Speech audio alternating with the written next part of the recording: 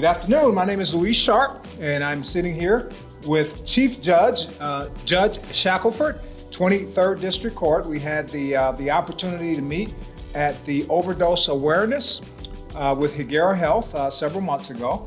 And I want to send a shout out and thank you to Sean Jordan and the Sports Marketing Agency. And I am just amazed at the groundbreaking work that Judge Shackelford in 23rd District Court is doing for people like myself, people that struggle with active addiction.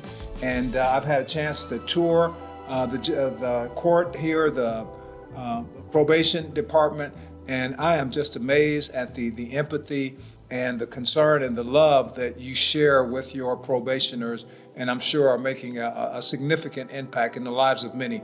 Judge, thank you for your invitation here today. Yeah, thanks for coming. When I heard you speak at the Higuera event, I cried. And I think it's so important for people who are in recovery to give back and to help destigmatize substance use disorder, because I think the stigma is one of the big issues that keeps people from resources. So we need to address that. So thank you so much for your empathy and your compassion. And you know, the last time, I've been to prison 4 times, Judge, all because of crack cocaine possession and paraphernalia charges. And the headline in the paper, the local newspaper, the last time I went down, 2008, was From Football Hero to Crackhead Zero. Okay, and I had children that were in school at the time, and they were teased and unfriended, and you know, that stigma needs to be reduced. We're human beings. Yeah. Just because we make mistakes and we have an addiction doesn't make us monsters. We need rehabilitation, we need compassion, we need treatment, we need psychiatric services, and that's what you're doing here. You're taking a different kind of approach to Yes. dealing with people like myself that come from active addiction. yeah, so we have a regional hybrid treatment court here at the 23rd District Court, and I'm the presiding judge over that. We currently have about 60 or 65 participants in the program in all different phases of recovery. When they come into the program, they can be identified in a lot of different ways. They could ask for help. I could notice when they come in front of me that maybe they're especially if they're in jail, that maybe they're withdrawing or they're having some issues. I can look at the criminal history and generally kind of figure out what's going on, and other probation department can make decisions. Attorneys might request it. And then once they're in the program, we have different phases in the program where we focus on different goals. But obviously the ultimate goal is always for them to have a healthy, productive life. So it's very different, I think, than the standard criminal justice model. Absolutely, and as I was sharing with you, and you introducing me to the work that you do and the many wonderful avenues of it, this is something that needs to go nationwide. We suffer from a tremendous opioid and fentanyl epidemic, and the numbers of deaths are astounding across the country. Yes. And we need to think differently. We need to think outside the box how we're going to treat this national crisis that we have. And I think this is wonderful, the work that you're doing. Thank you. And you know, there are treatment courts throughout the country. I think it's a model that is definitely taking off. You know, there are all of these different models at this point for different types. We have mental health courts, we have veterans courts, we have family recovery programs now that are starting at a circuit court level. So I think the change is coming, and we all need to embrace it. We really do, because these are human beings. And you know, I can't think of any other epidemic that would kill 120 or 130,000 people per year. I can't remember what the number was for 2023, but I can't think of another epidemic that we would be so silent about. You don't hear about it all the time. It's astounding. And it really is. And I think speaking out and destigmatizing it and having people have a safe place they can go where they have wraparound services, whether it's family support,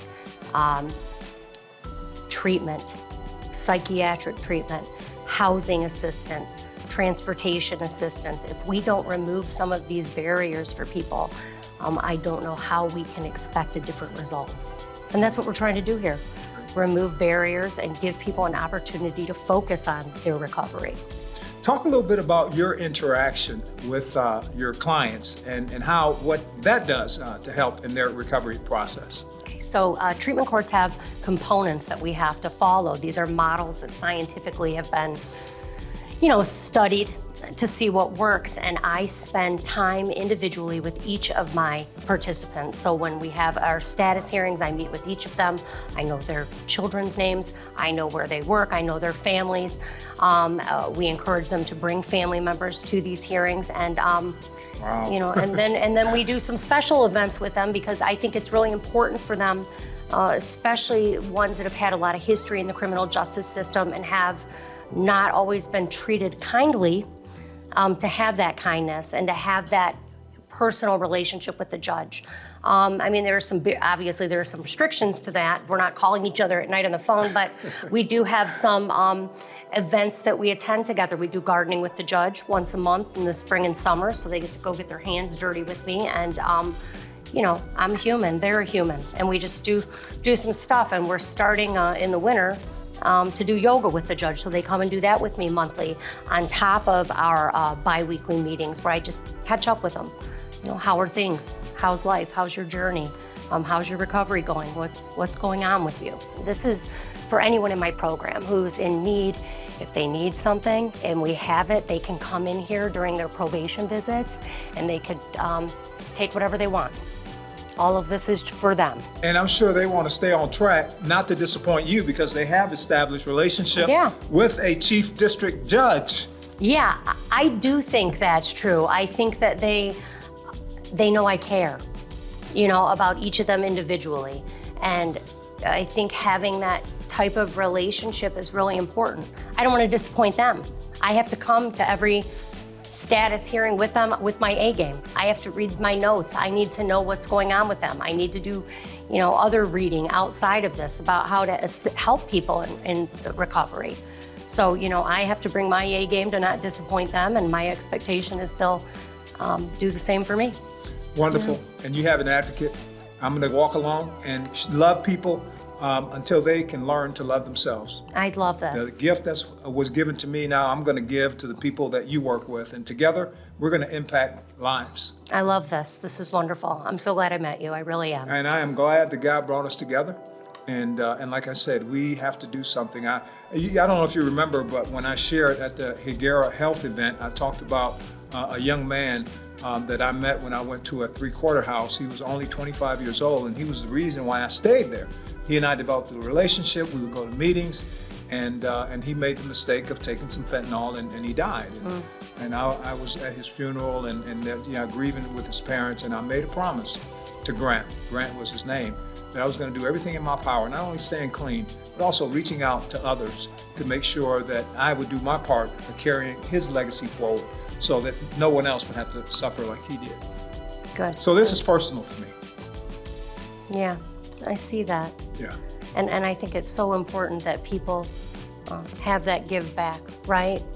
And help, because it's going to take all of us to really work through this epidemic. We need all of these resources, and we need a lot of people, especially people that are in positions of power or have a voice, to use that voice, right? To get us anywhere.